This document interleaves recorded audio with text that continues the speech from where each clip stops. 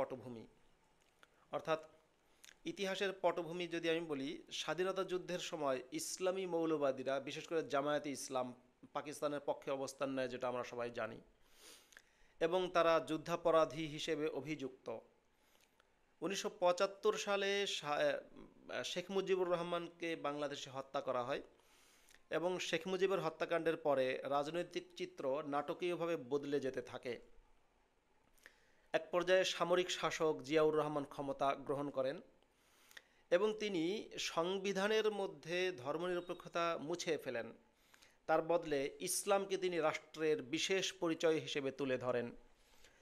ধর্মনিরপেক্ষতা তিনি মুছিয়ে দিলেন, মুছিয়ে দিয়ে সেখানে তিনি যুক্ত করলেন সর্বশক্তিমান আল্লাহর প্রতি আস্থা ও বিশ্বাস। শুধুমাত্র এটুকু কাজই কিন্তু বাংলাদেশের মৌলবাদের পুনরুত্থানের বিরাট একটা ভিত্তি তৈরি করে দেয়। এবার আমরা যাই যে কারণ কিভাবে এটা ইসলামী মৌলবাদের উত্থানের ভিত্তি তৈরি করে দেয়।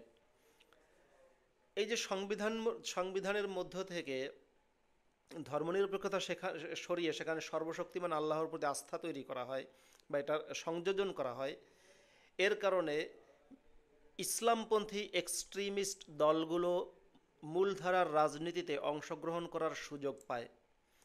তারা মূলধারার রাজনীতির মধ্যে প্রভাব বিস্তার করার সুযোগ পায়, এমনকি জোট গঠন করে সেই জোট সরকারের অংশীদার হওয়ারও সুযোগ পায়।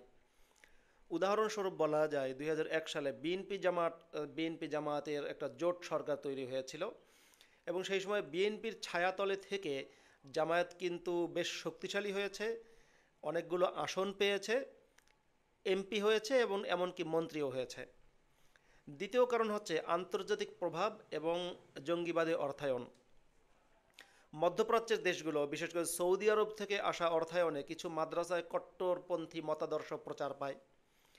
এই মাদ্রাসাগুলো দারিদ্র্য পীড়িত পরিবারের সন্তানগুলোকে গ্রহণ করে, তাদেরকে ইসলামী শিক্ষার নামে মৌলবাদে দীক্ষিত করে তোলে।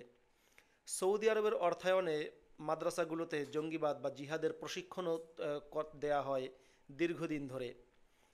তৃতীয়ত যে কারণে বাংলাদেশে মৌলবাদের উত্থান ঘটেছে সেটা হচ্ছে দারিদ্র্য ও সামাজিক অসাম্য।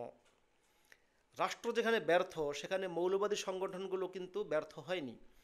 তারা গরিবদের মধ্যে গিয়ে দাওয়াতি কাজ করেছে। দাওয়াতি কাজ বলতে ইসলাম প্রচার এবং ইসলামের ধারায় মানুষকে নিয়ে আসা।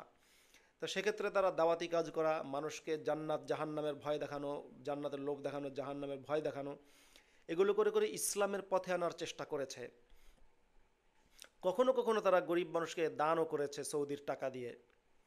এখানে উল্লেখ করা যেতে পারে 2005 সালে জেএমবি নামের একটি জঙ্গি সংগঠন বাংলাদেশের প্রায় 63 জেলায় একযোগে বোমা বিস্ফোরণ করে এবং 2013 সালে হেফাজতে ইসলাম নামের আর একটা উগ্রবাদী সংগঠন, যারা ঢাকার মতিঝিলের শাপলা চত্বরে বিশৃঙ্খলা সৃষ্টি করে, সেখানে ব্যাপক ভাঙচুর চালায়, পুলিশের সাথে যুদ্ধে লিপ্ত হয় এবং তারপর থেকেই বিশেষ করে তারপর থেকেই বাংলাদেশের বিভিন্ন ব্লগারকে হত্যা করা হয়, প্রকাশককে হত্যা করা হয় এবং সংখ্যালঘু সম্প্রদায়ের লোকদের উপরে হামলা চালানো হয়। 2016 সালে বাংলাদেশের একটি নামকরা রেস্টুরেন্ট হলি আর্টিজান হোটেলে হামলা করা হয় এবং সেখানে বাংলাদেশি বিদেশি মিলিয়ে মোট 22 জনকে হত্যা করা হয়। নিহতদের মধ্যে বেশিরভাগই ছিলেন বিদেশি। কিন্তু এই যে হামলা করে এটাকে বাংলাদেশের সরকার এবং জনগণও রুখে দাঁড়িয়েছিল। তখন জঙ্গিদেরকে হত্যা করা হয়, জঙ্গিবাদের বিরুদ্ধে সরকার এক ধরনের যুদ্ধে নামে, কিন্তু আসলে সরকার সেই যুদ্ধে ব্যর্থ হয়, কারণ সরকারের ভেতরের লোকেরাই সরকারের বিরুদ্ধে ছিল, তারা মৌলবাদের সমর্থক ছিল। এরপরে আমরা দেখি যে জঙ্গিবাদীদের পেছনে পেছনে যে অর্থায়নকারী দেশগুলো আছে বা তাদেরকে রাজনৈতিকভাবে সমর্থন করেছে, সহযোগিতা করেছে যে দেশগুলো, যেমন কাতার, তুরস্ক এবং চায়না, এরা বিভিন্ন কারণেই তাদের নিজেদের পলিটিক্যাল এজেন্ডা বাস্তবায়নের জন্য বাংলাদেশের জঙ্গিবাদী এবং মৌলবাদী দলগুলোকে সাহায্য করেছে। ইসলাম একটি শান্তির ধর্ম বলে দাবি করা হয়, কিন্তু ইসলামের নামে তো সারা বিশ্ব জুড়ে সহিংসতা করা হচ্ছে এবং ইসলামের নামে সারা বিশ্বটাকে বসবাসের অযোগ্য বানানোর চেষ্টা চলছে।